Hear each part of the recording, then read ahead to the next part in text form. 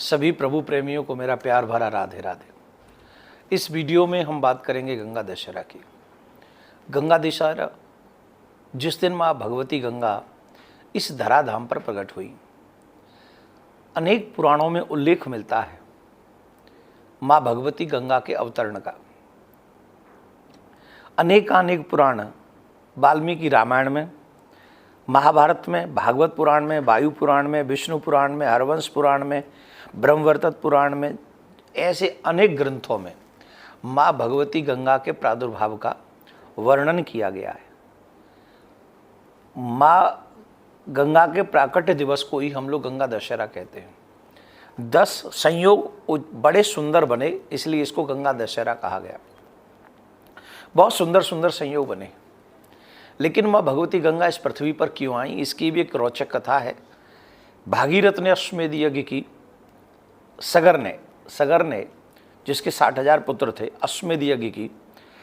उनका अश्व इंद्र ने चुराकर कपिल मुनि के आश्रम में बांध दिया।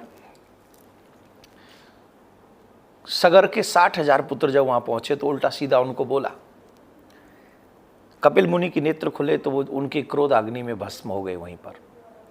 अब उनके कल्याण के लिए प्रश्न हुआ कि भाई इनका कल्याण कैसे होगा। तब गंगा के लिए विषय में कहा गया कि गंगा अगर आकर गंगा जल से ये स्पर्श हो जाए तो ये उचित हो जाएंगे, ये इनकी मुक्ति हो जाएगी। सगर ने तपस्या की, सगर के पुत्र ने तपस्या की, तब भी माँ भगवती गंगा इस धराधाम पर नहीं आई। तब कहीं जाकर भागीरथ ने कठोर तपस्या की। भागीरथ की कठोर तपस्या से ब्रह्मा जी प्रसन्न हुए। कहा कि मैं गंगा को पृथ्वी पर भेज सकता हूँ, लेकिन गंगा का इतना वेग है कि अगर मैं इस पृथ्वी पर भेज दूंगा तो ये पृथ्वी फोड़कर सीधी रसातल में चली जाएगी, इसे संभालेगा कौन। फिर भागीरथ जी ने शंकर भगवान की तपस्या की। शंकर भगवान ने कहा हम जटाओं में संभाल लेंगे। अब महाराज वो जटाओं में ही रम गई गंगा। फिर भागीरथ जी ने तपस्या की। तब शंकर भगवान ने आज ही के दिन, मीन्स गंगा दशहरा के दिन, 10वीं के दिन ही उस गंगा मैया को एक अपनी जटा खोली और वहाँ से पृथ्वी पर आने के लिए अवसर दिया। आगे आगे भागीरथ पहाड़ों को और पृथ्वी को इत्यादि वृक्ष इत्यादों को मध्य रास्ता बनाते हुए गंगोत्री से लेके गंगा सागर तक माँ गंगा की यात्रा हुई और वहाँ जाकर पाताल में उनका स्पर्श कराया तो वो सब सगर के पुत्र, उनका कल्याण हो गया।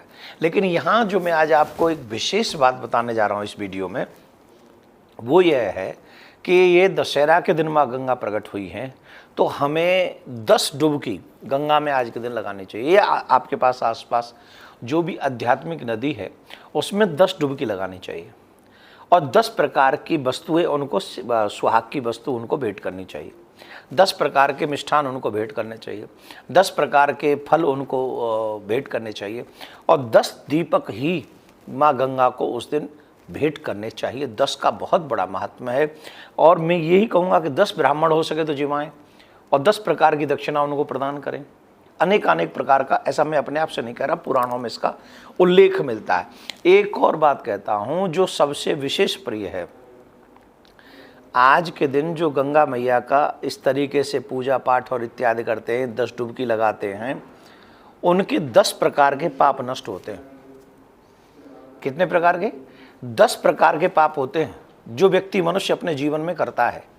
और जब मनुष्य 10 प्रकार के पाप करता है तो गंगा में 10 डुबकी लगाते ही और ये इस महोत्सव मनाते ही उसके 10 प्रकार के पाप नष्ट हो जाते हैं। वो 10 प्रकार के पाप कौन से हैं? 3 प्रकार के दैहिक पाप हैं, 4 प्रकार के वाणी के पाप हैं और 3 प्रकार के जो है हमारे मानसिक पाप हैं। मानसिक, वाचिक और दैहिक, जो हम लोग मुंह से बोलते हैं वो 4 प्रकार के पाप हैं। शरीर से जो करते हैं वो 3 प्रकार के पाप हैं और मन से भी जो करते हैं वो भी 3 प्रकार के पाप हैं।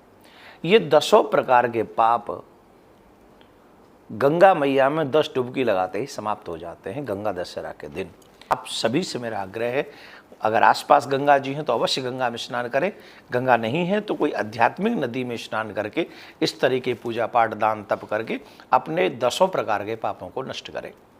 Happy Dussehra all of you. Radhe Radhe. जय श्री कृष्ण।